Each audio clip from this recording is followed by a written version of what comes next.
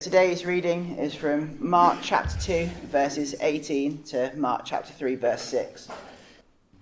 Now John's disciples and the Pharisees were fasting. Some people came and asked Jesus, "How is it that John's disciples and the disciples of the Pharisees are fasting, but yours are not?" Jesus answered, "How can the guests of the bridegroom fast while he is with them? They cannot, so long as they have him with them. But the time will come when the bridegroom will be taken away from them, and on that day they will fast. No one sews a patch of unshrunk cloth on an old garment. Otherwise the new piece will pull away from the old, making the tear worse. And no one pours new wine into old wineskins. Otherwise the wine will burst the skins, and both the wine and the wineskins will be ruined. No, they pour new wine into new wineskins."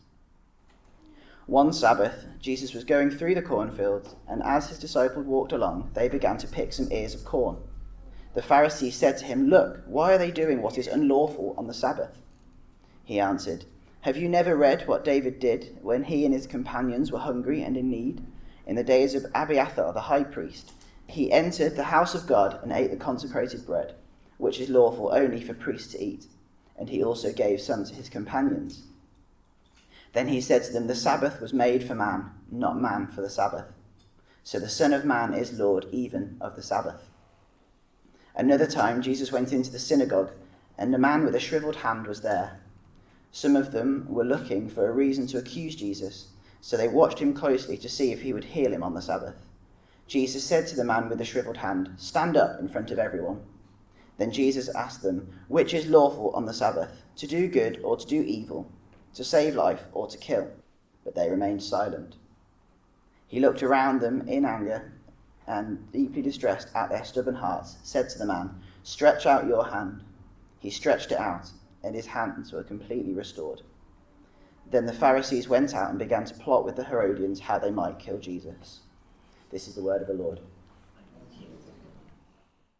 Well, thank you very much for your invitation to speak on behalf of A Rocha UK about Eco Church. It's good to be back here.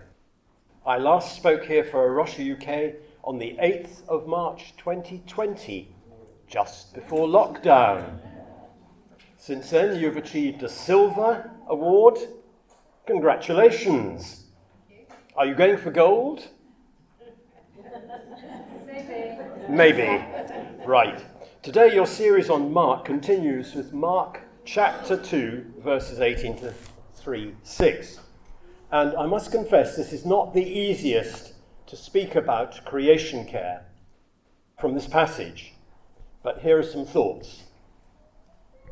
These early chapters of Mark's Gospel are full of short stories, quick-fire cameos, an incident here, a short story here, and then another story. I'd like to comment on the first three stories, reflect on Jesus, who we now know to be creator, sustainer, and reconciler of all things. We will think about the bridegroom, about the old and the new, and about food. Jesus' questioners are concerned about fasting, but Jesus uses this passage to make the astonishing claim that he is Isaiah's bridegroom.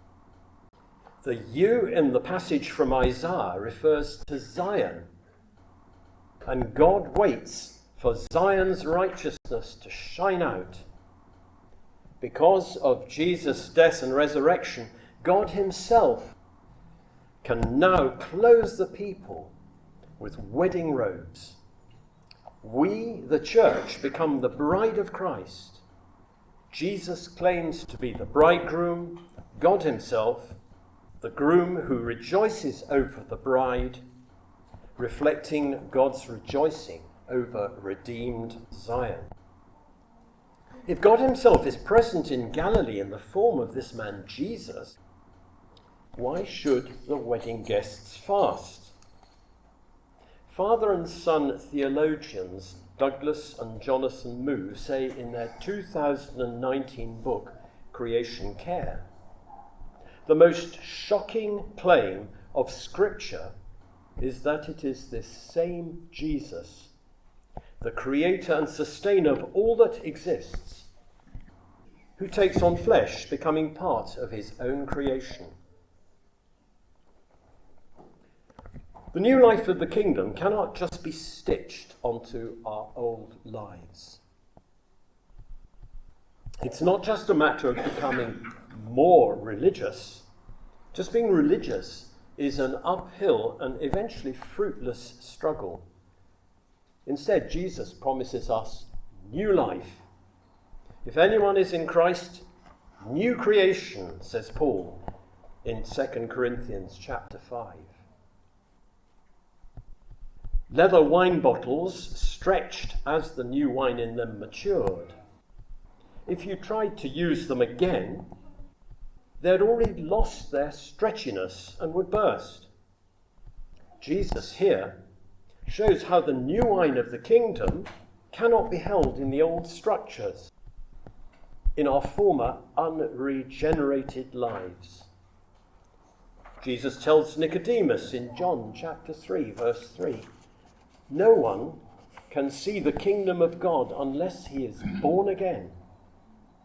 The new wine of God's life must be held in lives that have been radically transformed by God. In John chapter 12, verse 24, Jesus says, "I tell you, unless a kernel of wheat falls to the ground and dies, it remains only a single seed. But if it dies, it produces many seeds." 50 years ago, a friend from the Californian Jesus people painted this picture for my wife and me after we had had a radical experience of God's new life. You died, and your life lies hidden in God.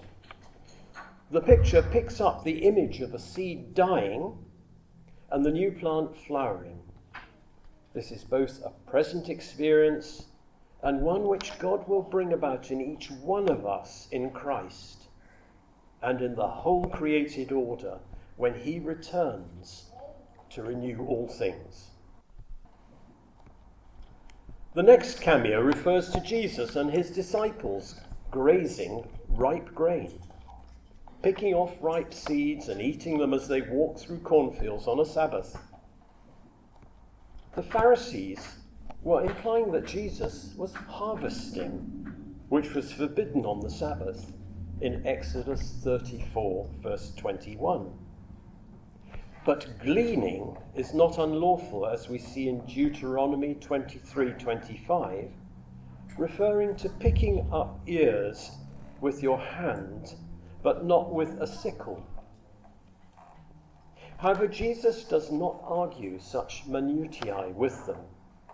He takes the battle to his critics by referring to King David's unlawful but excusable action, eating the consecrated bread from the house of God when he was fleeing King Saul.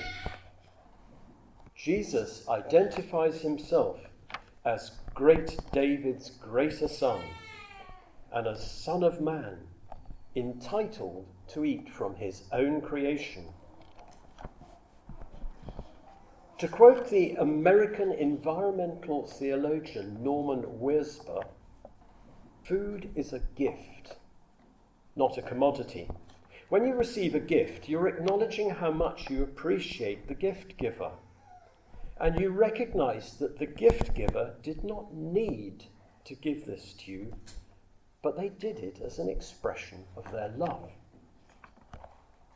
Wirsber suggests that food is best prepared as an act of hospitality. If guests at a dinner party were to pull out their checkbook at the end of the night, the host would be horrified. Let us give thanks to God whenever we eat, as food is his gift to us. Wirsber says, food is God's love made delicious. Or to take it even further, God's love made delectable. So in this third passage, we see the giver of the gift of food to his creation, Jesus, enjoying it with his own creation. Even in these early days of ministry, we see that Jesus Christ is bigger than people realized. Jesus Christ is the icon of God and the creator of all things. However, the way our civilization has treated our earth has been to devour its resources, food, minerals, water, and land, with little thought for its future or for the giver. Everything becomes commodity. Industry, agriculture, transport, all ever increasing, while maximizing profits, never seeming to have enough. Growth, GDP. And when I point at other people's excess use of resources and spoiling of nature, I find three fingers pointing back at me. How can God's grace enable me to care for his world? 50% of the Earth's surface is taken up by agriculture, mostly industrialised. Look at this huge wheat field in Warwickshire without hedges to host insectivorous birds. How much insecticide is needed here? How much synthetic fertiliser? Whether our society chooses to drive an SUV, to fly away on holiday, or to buy more imported products, we have ever bigger carbon footprints. And our Earth is biting back. Over the past year, we have seen more evidence of climate change. Record ocean temperatures have created ever more powerful hurricanes and floods. We've experienced this in the UK with a succession of storms from Babette to Kathleen.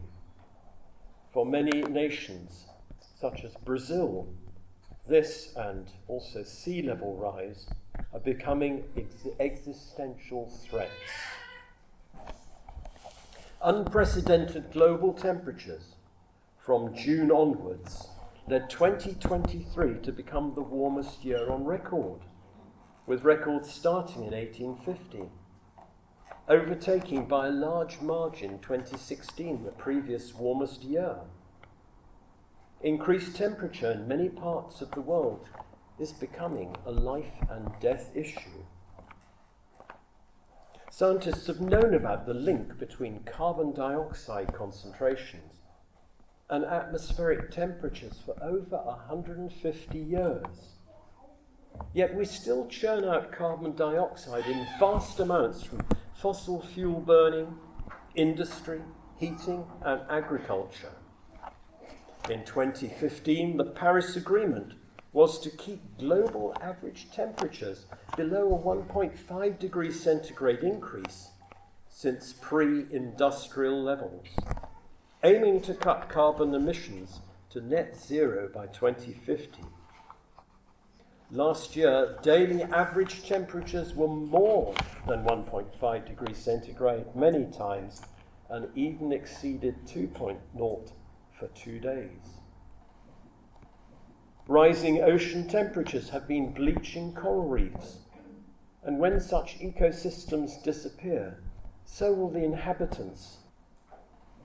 God has made a beautiful world in an amazing universe, but biodiversity everywhere is decreasing. For example, the Natural History Museum reported in 2022 there had been a 60% loss of insects in the UK over 20 years. How can you and I care for God's creation? And how can we do better? What simple actions could you do to bless God's world? For example, switching to a renewable energy provider. Could you turn down the central heating thermostat a degree or two?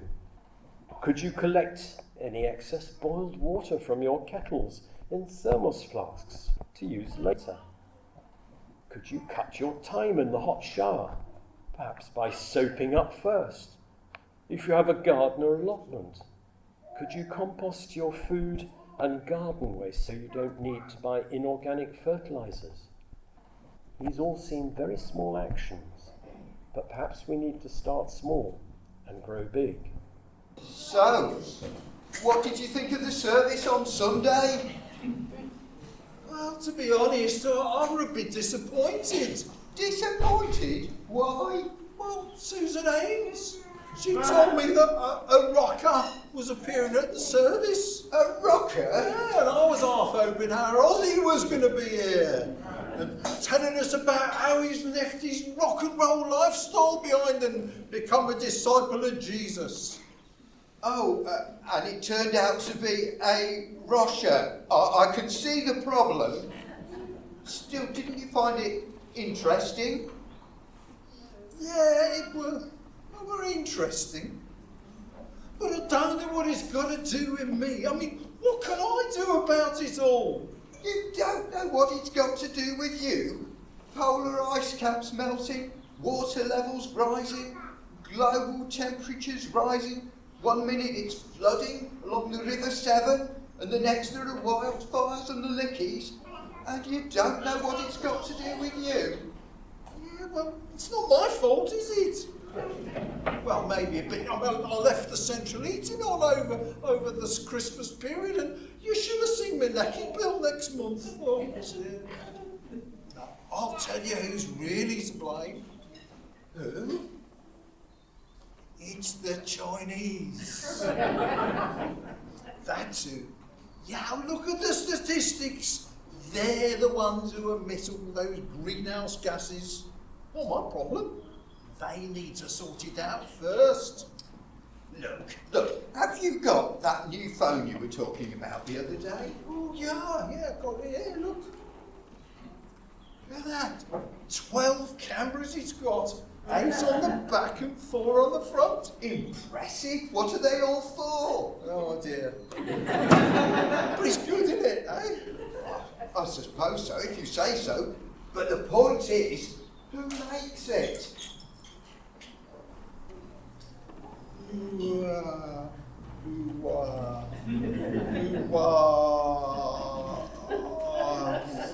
Oh, I don't know. It's double Dutch to me. It's Huawei, and it's a Chinese company. The Chinese make most of our phones. In fact, they make a lot of the things that we buy. The point is, one of the reasons why they emit so much greenhouse gas is because they're making stuff for the rest of the world, which we happily buy. Your phone here means greenhouse gases over there. You can't get off the hook that easily. All right then. But I'm only one person. I mean, what can I do? I'm powerless. My little efforts are going to have no effect on the worldwide problem, are they? I agree.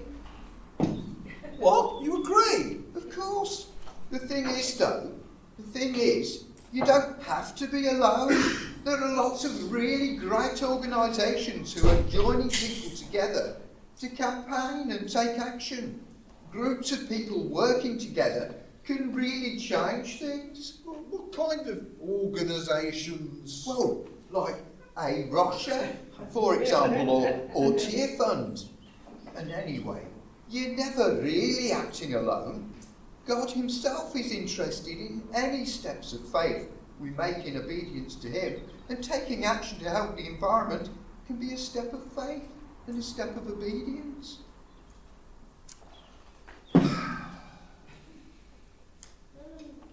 Well, what about this one then?